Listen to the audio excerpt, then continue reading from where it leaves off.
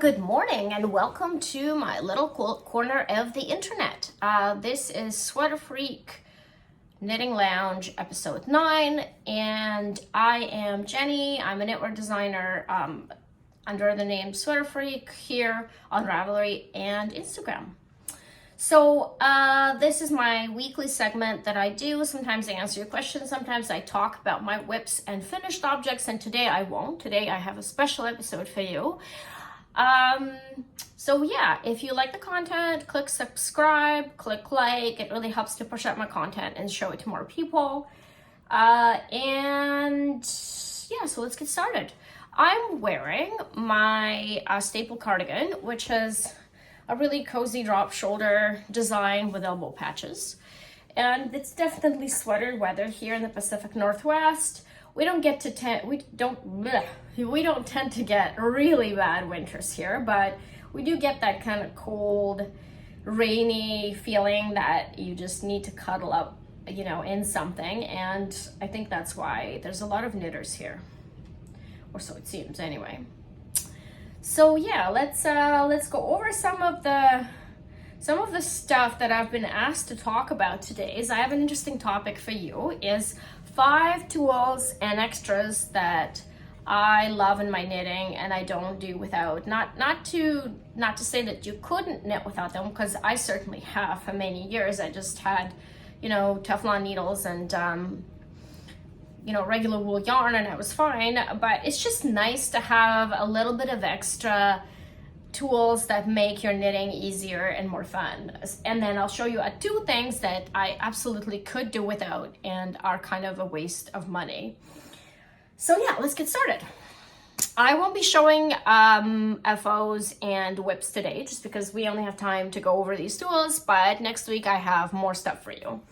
All right, so let's get started. The first tool I wanted to show you that makes picking up the stitches a lot easier and sliding them onto the needle is these little handy crochet hook knitting needle tools from Clover. And the ones that I use are from Clover, but KnitPro makes them too. This comes in a package of 2, 3.5 millimeter and 4.5 millimeter. So you've got 2 different sizes here, and they're made from smooth bamboo, but being bamboo is not going to be as smooth as wood or metal needle. What makes them really nice is when you're picking up the stitches, like for example for this cardigan, you'd have to pick up the stitches along the fronts. You pick up your stitches, or I like to use crochet hook, and then you slide these stitches off to your needle with this needle end. You don't need to, a lot of tools have crochet hooks on both ends, and I don't find these very useful, but these ones are. Again, I think KnitPro comes in the package of 3, but I just have these ones and I've had them for years, and I really think that's for me is one of the essentials. The second, I might have more than 5 tools actually that I'm going to show you. I'm a bit of a tool junkie. So these ones are number 1. Number 2 is what I really like is KnitBlockers, and I've shown you guys before the ones I got on Temu, and I also have the ones I got from Knitter's Pride, which are now called KnitPro, which were the original company that came up with them. I don't really see a lot of difference in terms of performance. Like I showed you before, like these come in a bunch of different colors. The ones from Temu and these ones also do. The difference in price is quite a bit, so you might as well just get yourself Temu ones if price is an issue. I find them really useful because they have, they just give you more control when you're blocking, and you can block shawls, you can block sweaters, you can block cowls and you can just pin things to shape. So these just give a bit more control than just using pins, like, people used to just use pins before, or blocking wires. I'm not a huge fan of blocking wires because I don't do a lot of crescent shawls that require flexibility. Actually, I think I have one pattern like that. I don't tend to like that shape that much. So I find, I use these all the time. I use these for everything. And I find that, I have 4 sets, and I think that's probably a bit of an overkill, but you know, these are a little bit lighter and the plastic is a bit lighter, but for your purpose, because it's not like you're gonna fight them, I think that the Temu ones are just fine. And if you're saving a bit of money, then that's, you know, that's a good place to do that. So that's tool number 2, absolutely essential to me when I'm blocking. Absolutely. For best results, KnitBlockers. I'm gonna put them back here behind me. I've got 4 sets, 2 from Temu and 2 from Knitter's Pride. The third tool is Knit Light. I don't know about you, but my eyes are not as good as they used to be 20 years ago. And for my full-time job, I use a computer 8 hours a day, and then I knit. So it's kind of, you know, every little bit of light helps for your eyes. And I find that these ones, this one's a Glocusent from Amazon, and that I know there's other lights too, but the Glocusent has 2 different, or maybe 3, 2 different cool or warm, or maybe 3, neutral, cool, and warm, and then 3, you know, bright, medium bright, super bright. So, you know, I do charge mine every day just because I don't like to run out of light, but I think I could go on one charge for about 3 days. So these ones, this one was like $25 Canadian. Not a big deal. I don't know how long this will last. I've had it for about a year, and so far I'm pretty happy with it. I don't have any other experience with another light. I may in the future, and if I do have another light, I'll review it for you. But as far as the tool, I think that, you know, for black yarns, for those of us who craft in the evening, I think this is actually a really, really good tool to have. Just for any kind of crafting, crocheting, cross-stitching, whatever you're doing, and knitting. Of course, in my context, this is one of the things that it really makes my evening crafting a lot better. In fact, when I got it, I was like, how did I live without a light? So this is definitely an essential. So this is tool number 3. Tool number 4 is, again, it's a blocking tool that, it's not a must, but it's nice if you have it, is a steamer. And for a while, I asked around and I did my research. I didn't want to spend, $300 on a steamer. So I got the Conair one, which I think is a very, fairly respected brand. And it heats up fast. It does the job. Sometimes blocking doesn't quite do what you're after. Sometimes giving it a light steam after or before, it just gives it a little bit of extra finish touch. Or sometimes some yarns don't want to be washed. There's some textured yarns that you don't want to wash them because they lose that texture. Now I don't generally knit with those yarns, but some yarns you can't wash, and that's where steaming comes in handy, because blocking, washing and steaming are two different things. They're not the same thing. That's why a lot of the clothing you buy ready to wear have dry clean only, or different labels, so different fabrics and different yarns, they have different treatment methods. And so you don't want to ignore that. So if you're buying like a texture yarn, and you throw it in the wash, or you wash it by hand, it sometimes loses that texture, which is why you bought it in the first place. So that's something you might want to look into before you knit something, is can you actually clean it and block it effectively without it's losing its nice texture. Anyway, so this one is Conair. I don't know what the model number is, but it's like this giant blue Conair. It's quite heavy. And I've had it for about 3 months. I'm pretty happy with it. I tend to use it after blocking just for a little bit of extra touch for my photos, but I know some people who don't wash and block their knits. They just steam them. So that's number 4. Number 5 and 6, I will group them in the same category because they are kind of the same thing. They come together. And it's a Swift and a winder.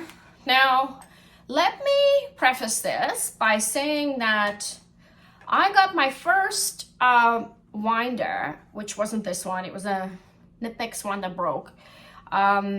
In 2011, after about 5 years of consistent knitting, because for the first few years I knitted with yarns that came in a ball, and you didn't need a winder or a swift. Now, when hand-dyed yarns came in fashion, I actually needed a mechanism to undo the skein into a cake so I could start knitting from it. And if you're a sock knitter, this is essential. And if you like hand-dyed yarn, this is essential. But lately, I'm seeing a lot of, a trend from Europe with knitting going back to the neutral colors, going back to brands that package their yarn in a ball or, something that you could just start knitting from. You don't need to go through this. And in the past year, I've actually used this a lot less because given the choice, I will always choose yarn that doesn't need to be wound up because I don't like that process. I don't enjoy it. I don't have space to have the setup out all the time. And so every time I need to unwind something, I'm like, okay, well now I have to allocate time to it. I gotta put the winder up. I gotta clear my table. I gotta do this. I gotta do that. And so it's a little bit of a, it's distracting, and it's kind of like, oh, maybe tomorrow, you always kind of delay it because it's not, I know some people really like this process. I'm not one of these people, but I still have a lot of yarns that are wound into that come in a skein. So, so the winder I got this as a gift. I don't know if I would buy this necessarily. It's quite expensive, but it is a solid winder. It's from Stanwood.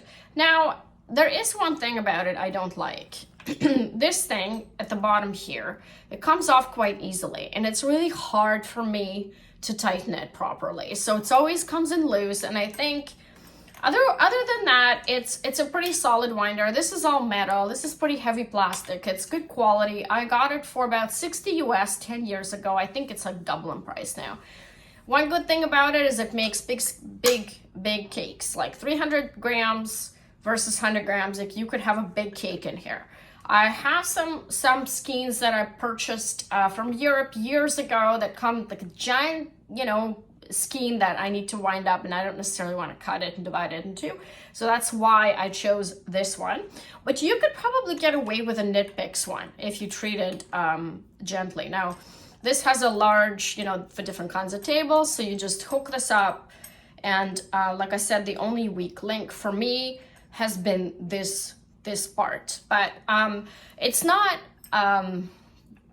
bad enough that I'm like itching to purchase another one, and I don't really even know which brand to go because this one I've seen recommended by so many bloggers and so many designers that I would have to agree that so far I have not seen a better alternative. And the last item is the Swift. Now, you either have your partner, your husband, your mom, your friend to hold the skein for you, or if you don't want to depend on anyone, you can purchase a Swift. Now, I have an Amish Swift, tabletop Swift, that just looks like this. And what I like about it is that it's not flimsy like umbrella Swifts, and it sort of collapses into this, and I can store it easily on my shelf behind me here. And it's made of wood. This one is from Fiber Artist Supply, and they make these and sell them on their website. This one is from maple, and they have other ones right now. This one is especially good because it's long. Like some skeins are long, they're 72 inch, and so this one accommodates it. I have never used an umbrella Swift. I went straight to this one. I got it in 2012, and I've had it since then. So both of these tools I've had for almost 10 years, and I can recommend them because they got a lot of use. They're both sturdy tools, and if you get them, chances are they're gonna last you a long time. So these are my 6 items that I would recommend to every knitter. If you're serious about the hobby, if you want to make it a little bit nicer for yourself, and yeah, if you're intending on going on with a hobby and you have a bit of budget to spend on it, I would highly recommend these tools. Now, there are 2 things that I'm going to show you that I do not recommend. That are a waste of money for me, and maybe somebody likes them. I mean, we're all different, but for me, they were a waste of money. The first one is a